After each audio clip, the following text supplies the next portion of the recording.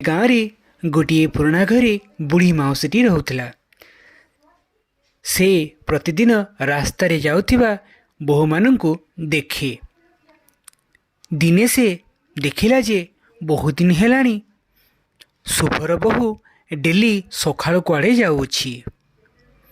ସେ ଡରି ଡରି ତରତର ହୋଇ କୁଆଡ଼େ ଚାଲି ଯାଉଛି। ଦିନେ ଯାଇ ସେ ଶୁଭର ବୋହୂକୁ ପଚାରିଲା, ଆରେ ମା, ତୁ କୁଆଡ଼େ ଯାଉଛୁ? ତୁ କୁଆଡ଼େ ଚାଲି ଯାଉଛି ସକାଳୁ ସକାଳୁ? ଏହା ଶୁଣି ଶୁଭର ବୋହୂ ସେଠାରୁ ତରତର ହୋଇ ଚାଲିଗଲା ଆଉ ଘରେ ଯାଇ ତା ସ୍ୱାମୀକୁ କହିଲା, ହଇଓ, ସେ ପାଖ ବୁଢ଼ୀଟା ମୋତେ ଦେଖିଦେଇଛି। ନିଶ୍ଚୟ କାଲିଠୁ ମୋ ପଛେ ପଛେ ଆସିବ।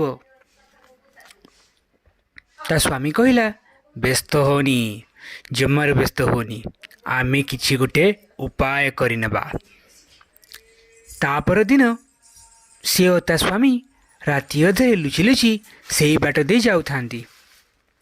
ଏଥର ବୁଢ଼ୀ ଧରିନେଲା, ସେମାନଙ୍କୁ ଦେଖିନେଲା ଏବଂ ତାଙ୍କ ପଛରେ ଲୁଚି ଲୁଚି ସେମାନେ ଯୁଆଡ଼େ ଗଲେ ତାଙ୍କ ପଛେ ପଛେ ଗଲା ଆଉ ଦେଖିଲା ଯେ କୌଣସି କିଆ ବୁଦା ମୂଳେ ଲୁଚିଗଲା ଆଉ ଦେଖିଲା ସେମାନେ କେଉଁଠୁ ମାଟି ତଳୁ ହାଣ୍ଡି କାଢ଼ୁଛନ୍ତି ଏବଂ ସେଇ ହାଣ୍ଡିରୁ ଗୁଡ଼ାଏ ସୁନା ରୂପା ଦେଖୁଛନ୍ତି ଆଉ ବାହାର କରୁଛନ୍ତି।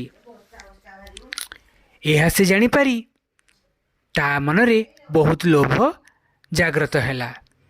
ସୁନା ପାଇବା ଆଶାରେ ଦୌଡ଼ି ଦୌଡ଼ି ଗାଁ ଆଡ଼କୁ ଗଲା ଏବଂ ଗାଁ ଲୋକଙ୍କୁ ଡାକିକିନା କହିଲା, ଶୁଣ ଶୁଣ ଶୁଣ, ଏ 2 ଜଣ ଆମର ଶୁଭ ଏବଂ ତା ସ୍ତ୍ରୀ କ'ଣ ପଇସା କାଢ଼ିଲେଣି, ମାଟି ଭିତରୁ ସୁନା ବାହାର କଲେଣି ରେ। ଆସ, ବଞ୍ଚାଅ ବଞ୍ଚାଅ, ନେଇ ଯିବା ଚାଲ। ସ୍ତ୍ରୀ କହିଲା, ବୁଢ଼ୀ ତ ଦେଖିଦେଇ ସାରିଛି। ଶୁଭ କହିଲା, ମୋ ପାଖରେ ଗୋଟିଏ ଉପାୟ ଅଛି। ଚାଲ ଭୂତ ହୋଇ ସମସ୍ତଙ୍କୁ ଡରେଇବା, ସେମାନେ ଡରିକି ଚାଲିଯିବେ, ହି ହି ହି ହି, ଏବଂ ତାପରେ ଆମେ ପଇସା ନେଇ ଫେରାର ହେଇଯିବା।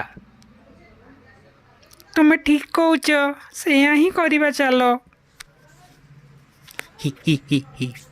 କିଛି ସମୟ ପରେ ଗାଁ ଲୋକମାନେ ସେହି ଅନ୍ଧାରୁଆ ବଣ ପାଖରେ ପହଞ୍ଚିଗଲେ ଏବଂ ତାପରେ ଯାହା ହେଲା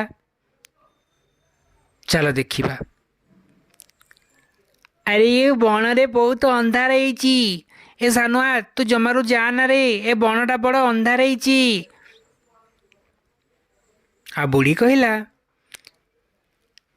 ଆରେ ଚାଲ ରେ ଚାଲ, ତା ଭିତରକୁ ଚାଲ, ସେଇଠି ସେମାନେ ଅଛନ୍ତି। ଯେମିତି ସେମାନେ ବଣ ଭିତରକୁ ପଶିଛନ୍ତି, ଦେଖିଲେ ଯେ ସବୁଆଡ଼େ ଅନ୍ଧାର। ଆରେ ବଞ୍ଚାଅ, ଆରେ ବାଜିଲା ରେ, ଆରେ ଚାଲ, ଆରେ ଭାଗ, ବଞ୍ଚାଅ। ଉଇ ଆଇ, ବଞ୍ଚାରେ। ହା ହା ହା ହା ହା।